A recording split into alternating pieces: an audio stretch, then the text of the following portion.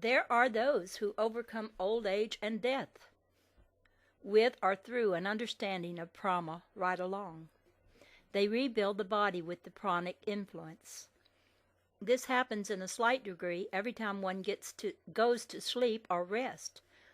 But when one adds conscious attention to the pranic presence, completely relaxes in mind and body, the attention breathes the ever-present prana into and through his whole being.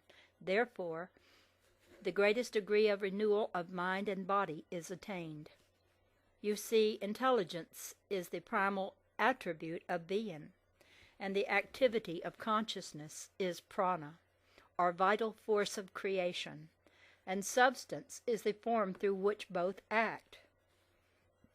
Intelligence, life, and substance are the trinity of elements in the first cause as defined by the Western world. Intelligence is its knowing aspect. Life is its quickening or vital aspect. Substance is the aspect which has the capacity of form. Prana is usually used as embracing both the substance and life elements, and they are the vehicles or mediums through which intelligence moves to direct and determine the created forms.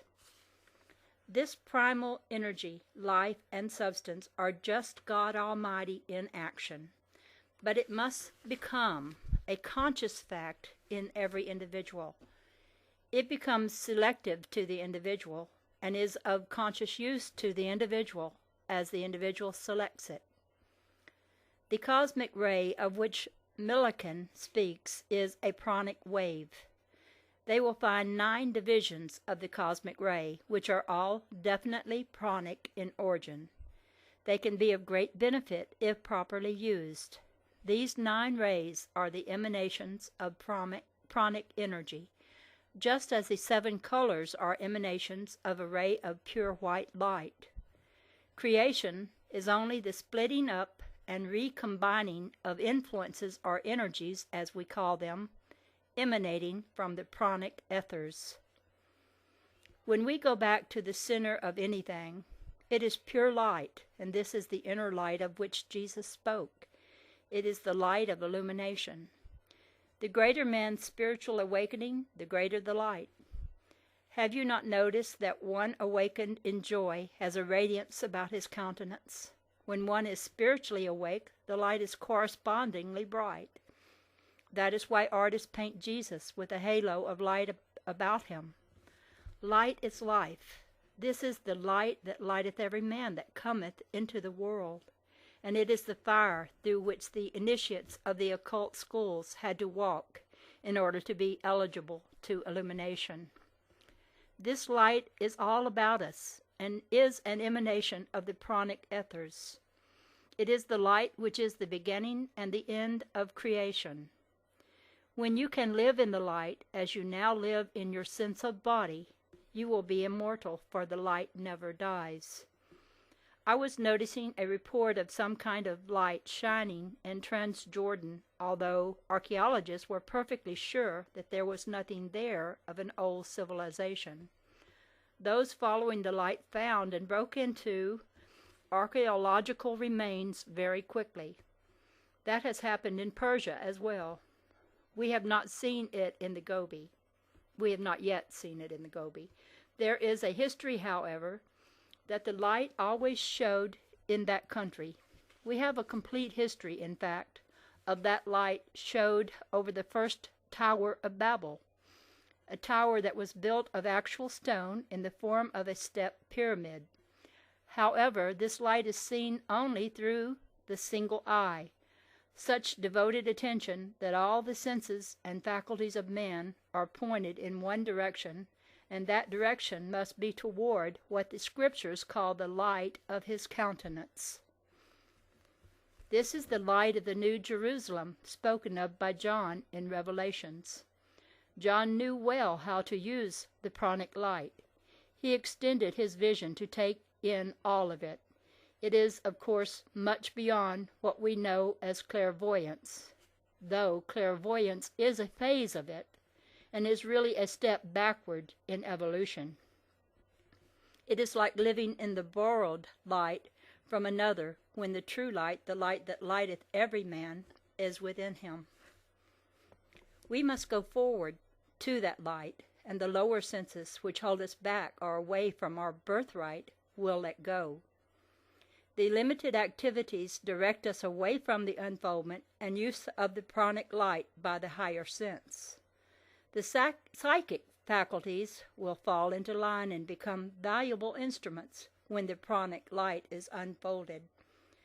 The pranic light vibrates way beyond the psychic forces.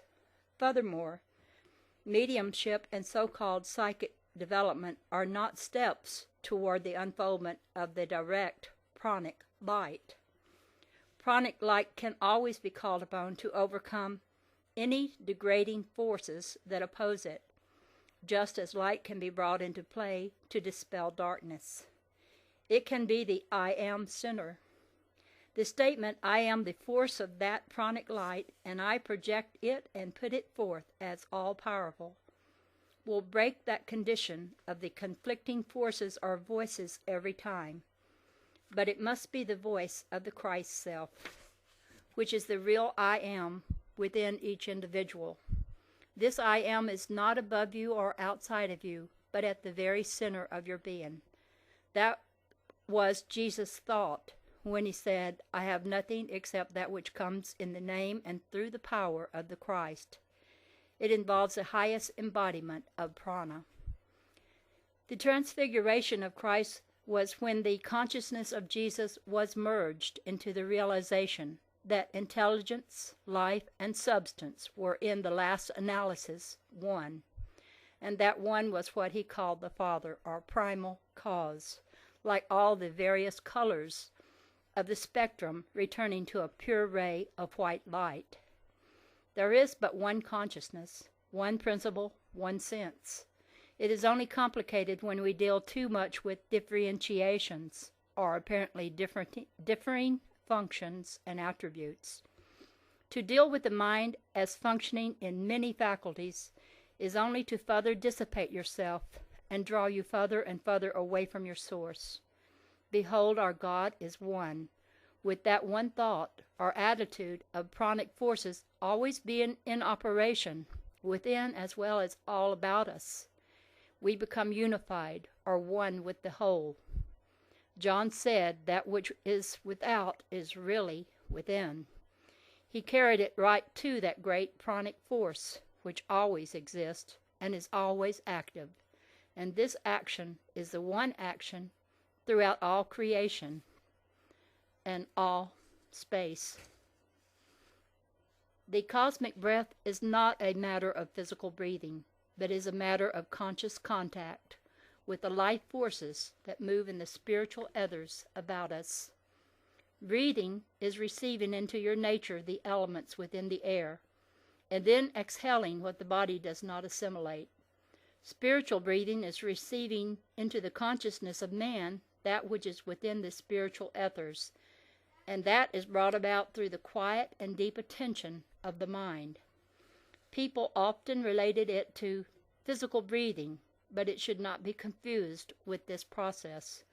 Whatever you look upon, you receive impressions concerning it into the consciousness, and everything you do is an expression of what thus impresses you.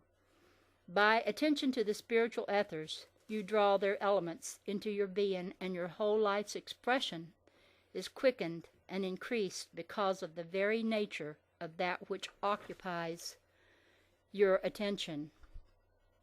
Pranic breath is not something mystical or difficult, and does not require a lot of instruction.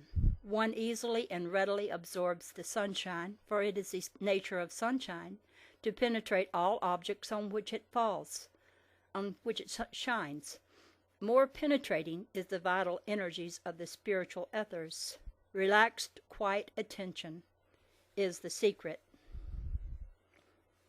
Suspended animation is not a matter of merely stopping the processes of bodily functions. It is identifying oneself with a superior action that meets all the requirements of the physical being.